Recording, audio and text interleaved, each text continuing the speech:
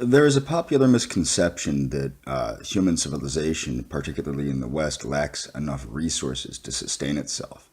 This is not true. This is a concept promoted by capitalists and globalists to basically control prices, make the prices artificially high. One of the things that's interesting, our technology is higher than what the consumer knows of in regards to resource procurement. For example, desalination, which is popular in places like Dubai, Saudi Arabia, Israel, that would really make the growing of crops quite easy, as would hydroponics and a number of other means.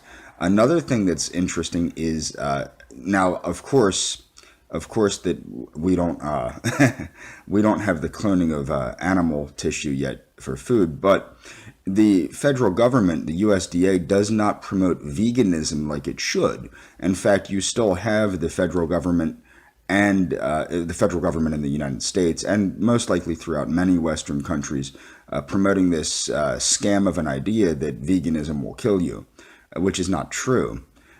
So you have now veganism, a vegan diet, as long as you're not buying the fancy stuff, is far, far, far, far, far more affordable than, say, a omnivorous diet. And what's interesting is on food stamps, U.S. food stamps, you can buy many unhealthful and expensive foods. This is to use taxpayers' money to stimulate the pocketbooks of people that make unhealthy foods. For example, the federal government has no business subsidizing people eating foods like potato chips and soda and things that will cause a health crisis and have caused a health crisis, which is then used to stimulate the pocketbooks of people such as the doctors and pharmaceutical companies through causing health problems. Now, why do I say this is mythological?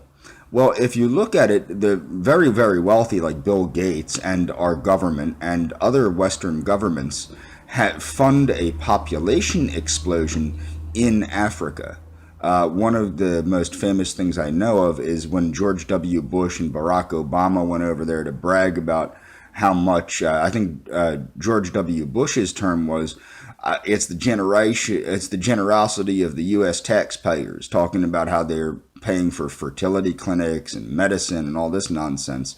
And in reality, this is it's causing a population explosion in Africa. And then they bring these people over to the United States on H-1B visas and employ them at less money than you would employ an American, obviously.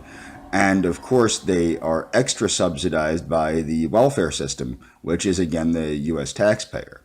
So basically, it's an artificial concept. These are all artificial things promoted by the United States government and the capitalist interests. Now, I don't want to say it's the U.S. government, but it is the elected officials that are paid by the capitalist entities.